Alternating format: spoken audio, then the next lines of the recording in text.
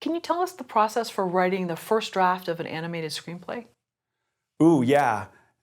So that changed from being like, as I've grown professionally, but now the way I do it, the way I think is way that works really well for me is write the bad version first. You have to write badly. I think early on there's this like thing that we get that professionals write perfectly and that professionals never write anything bad, or it can't be like this or that. And that's not true. I really think the definition of a professional is someone who stays in motion, meaning an amateur might freeze, professional stays in motion, and even if that motion is bad writing.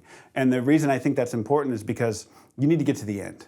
And you need to get to the middle of the end, but especially in screenwriting and especially in TV where it's shorter than feature, it's real estate. It's like, so to see the skeleton of something is so crucial, because how often do we've all done it or read scripts where like the beginning is perfect and then the ending is like, it wraps up so quickly. It's because all the time was spent earlier in the script writing it and making it perfect, and then the ending is like almost an afterthought. And I think by getting to just the bad version down, you can see where things fall, how much space you might need or time you might need to tell this part or this part, and then you, again, like the key phrase for like being a professional is writing is rewriting. Like we hear that in class or film, like everything, and it's like, oh, whatever, it's, you kind of discount it, but that is the job. And so if you just let yourself write badly first, you will rewrite it. But you need to get it down on paper, get it out of your head, because the longer something stays in your head, the less it's on the page, and that's really where the job is. And so I think time can be wasted like just keeping things in our head, and you swim in indecision, but you need to make decisions, even if they're the wrong ones, because the rewriting is now making those decisions better. And so the first draft of an animated script, any script really, but it's just do the bad version first, go back and rewrite it, and that's like the key thing.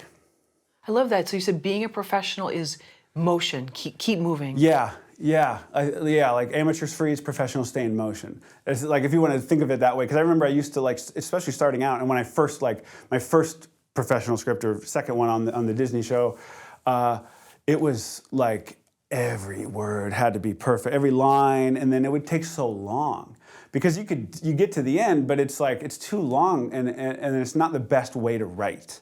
It's just not. And I didn't like that process. I liked what I had eventually, but it's not a fun, and you have to be able to go as a TV writer, because it's you have this, and then you have this, and you have this. So you can't just like waste time wanting things to be perfect from your head to the page. It's like, no, just get it down and then make it as close to perfect. It never gets there, but as possible. Yeah. Yeah, I like that. That's makes a lot of sense. Thank you. I enjoy that. I like to think like that's kind of what writer's block is. When people say writer's block, is that it's not that you can't or you don't know.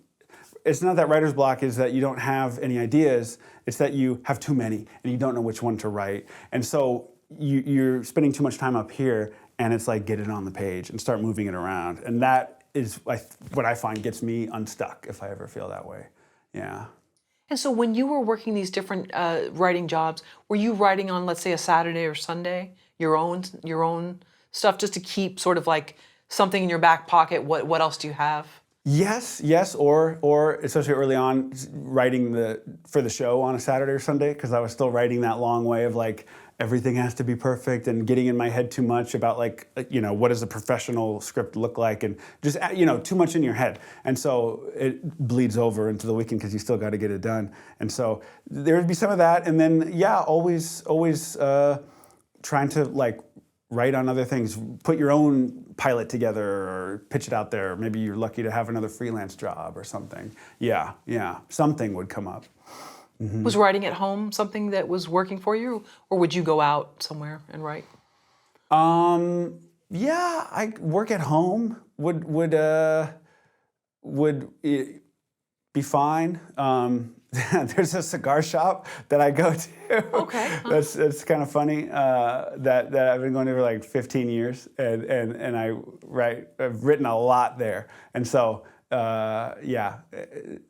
for whatever reason, it's a weird thing, but yeah, home or there. Yeah. Interesting. Yeah, I mean, especially too if it's a certain kind of story. I don't know, maybe a kid's story wouldn't work there, but maybe it does. But if you're especially Chandler-esque or something where you want to really get in that mindset of of sort of the, you know, that cigar culture. And, Right. Yeah, I can't say there weren't any. There were no kid scripts written there. There might have been, but Okay. but yeah, it's something. I think it's like a focus thing. Yeah, It's just hey, nice. whatever It's works. like some people, you know, do this. You go to the coffee shop. I used to do that too all the time. But part of it is, you know, the pressure of the deadline kind of determines how much freedom you have in your process. It's like you got to get it down. You know. Yeah. That's great. I love it. Yeah. Can you explain how you never start from a blank page, but how you copy and paste a premise and outline? Yeah. So that's a tip from T.O.T.S, who was my partner on CoComelon Lane. So I think that was around the time when I was early on in T.O.T.S, when he was the head writer, and I was spending a lot of time on those first drafts, and the first draft of an outline or whatever, a premise, and just taking my time. And what I learned from him was, for a script, he would take the outline, copy it into final draft, and start moving it around. And I thought, oh, yeah, that's the bad version. That's like the skeleton. And then the writing is rewriting. Then you start moving it around and you say, okay, this is working and this is a good line. Okay, this, and you just see it beginning, middle, and end. And so that was like, yeah, you take the premise, put it into the outline page and move it around. This is beat A, beat B. And you don't have enough for an outline, obviously, but you have the bad version. You have the skeleton. Then you go back in and rewrite it. And so that was the thing of like, because that blank page stops, you know, it's the cliche, like the blank page, kind of everyone freezes. And it's like, so if you could just put the bad version down, and it could be literally the previous assignment, take what works, because you've already done the work. So why wouldn't you do that? And then you rewrite, but like, take everything with you. So going back to square one on each stage actually doesn't make sense anymore. Unless you got so heavily noted that you need to go back to square one, but generally it's like there's things you can take. Why not? Yeah. I believe you said get in the script and get out of your head. What does this mean? Yeah, get in the script, get out of your head. Goes back to that. Give yourself permission to write badly. And that means just get it on the page, and it doesn't matter what condition it's in. And that it doesn't make you any less of a professional if it's bad, because it always starts bad. And so I think, early on it was that voice of like, every line has to be perfect, because like, what if the boss happened to look over and he saw a line and he's like, I hired you to write the script, and like, that's your process? Like, again, that's just stuff in your head that you think of. It never happened. No one ever looked over my shoulder and judged one sentence as I was writing it, but we can allow ourselves to go there. And so the sooner you get out of your head and onto the page means you're not thinking anymore like abstractly, you're at least shaping something like clay. And how long are you gonna think about shaping clay versus doing it, right? Like the real work comes in like, touching the keys, or right? Like, so that is like a game changer, I think. It's just, but you have to give yourself permission to write badly. Yeah. I'm reminiscing of the scene in Ghost. Yeah, where exactly. There's the kiln. Yeah, right. Yeah. It's just like that. But and that goes back to what you said earlier of just like a professional keeps moving, and Yeah. I love that. Yeah. Yeah, exactly. How much of the story do you have to know before you can write the episode? Well, in TV, by the time you write the episode, you've done the work of at least a premise, which is a 1.5 page summary, and an outline, which is like 4 pages of like beat A, beat C, and D, act 2, 4 beats, act 3, 4 beats. So you should know the general shape of it. A lot of people will say outline's like the hardest part because it's almost literalized, right? But it's not quite. And so if you do a good job at the outline, you can do a good job at the script. And I think that there's some truth in that. I think the script is the hardest part, and every script is hard. Even, it doesn't matter how long I've been doing this now, maybe 9 years or so, every script for TV is hard. But it's hard in like the engaging way, the way that makes it fun. And so if it's ever easy or too easy, it's like, it's probably not a great script and maybe not a great fit for me anymore. So it should feel hard, but in a way that you're like, ooh, okay, I want to crack this. And so, but you should be bringing enough to it to know where you want to go, which is the outline, the work that you did there. Did you get bored in school a lot? Yeah. Yeah, I would always, especially after like we touched on the Rocko's Modern Life and wanting to draw, I was always drawing in the margins of my textbooks, always. And so Yeah, school was, English was naturally a little bit better. Math was tougher. And yeah, so it was definitely, I barely made it out. Yeah. Well, because you said that you want it to be hard in a good way, not in like if it's too easy. And so that's what a lot of times people that, maybe it was too easy and they were sort of bored and... No, I wasn't like the effortless weren't. A Okay. student. I was like the, I was a trying to lot give of you a effort C compliment, yeah. student. But Okay. but I think that there's a myth that like, like for a professional writer that it should come easy or something like that. And I like to like remind people that like it's hard. Every script is hard. Doesn't mean it's, but what changes is hopefully your confidence in the process.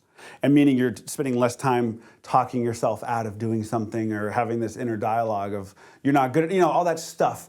The confidence is like if I sit down and I write the bad version and I rewrite it, by Friday at 4, I'll have an email to the head writer or whoever with this done. So the discipline is there. It's not like it's super easy all of a sudden and you know how to tell every story. Every story has its own nuances and what makes it tough and also ways to like maximize the story concept.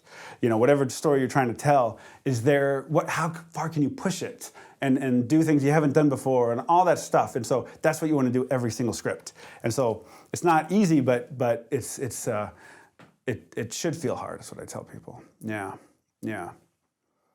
Can we hear more about your outlining process? Yeah, so a typical like life of a TV episode starts at story break or starts even at the springboard stage where you send a paragraph of an idea to the network and they'll either say yes or no and then it goes to story break. So that's like the writer's room where there's 4 or 5 of us and you put it up on the board, 3 acts with 4 beats in each one and it comes to like rough life and it's the rough kind of map. And you get the benefit of like the group think and you pitch gags and stuff like that. And then it goes to one writer after that. And then you do the premise, which is like a 1.5-page summary. And so again, it's written in prose, it's not final draft, it's like Microsoft Word. And then that will go to the head writer to do their pass typically, and then the network. And then they come back with notes, and that's when you go to the outline. And so then the outline is now a more realized version of the premise, longer, you're getting a little more detail of what each beat feels like, and still should be tracking the story. It's not, I'll have the premise, but I'll still have the story break grid open too, and I'll refer back to it for specificity and making sure, okay, this was the midpoint, so is this a midpoint in the outline? And just making sure that rough shape is still there, and unless you're like heavily noted, it should still be there. And then you're off to script after that. And so that process that you just described before off to script, how many days or weeks or how long is that? Typically, it could be average 4 days to do a premise and a 1.5 weeks or 2 weeks to do an outline, which is pretty generous, like typically for this kind of thing, like that's enough time. But it's not uncommon, you have that time, it's not uncommon to be finishing a second draft of another episode, the one that you did before that one. And so you're juggling a couple things as a TV writer. And so that's why they give you that space. It doesn't take 2 full weeks to write an outline, but you might need to because you have to budget your time accordingly for the past work. And then, it'll be your turn to break another story soon. So you're always juggling. Mm-hmm. And so then the screenplay part, how long does that usually take? That 2 weeks-ish for a kid's TV script, but it changes from show to show. It could be quick, it could be, and procrastination will kill you. You could have 2 weeks, but maybe you do all the work in the last 3 days. Like that is that you have to budget your time. And so I like to work under a little bit of pressure, and so it's like typically not started the day that you're assigned it. I mean, you might be finishing other stuff, but it's like usually in that like last stretch is when it really really kind of drilled down. Yeah, some people just work better on a deadline under pressure. Yeah, and you use that deadline to as pressure to move forward. Yeah. Mm-hmm. Thank you for watching the video all the way to the end. Here is a complimentary question from our book Story Questions.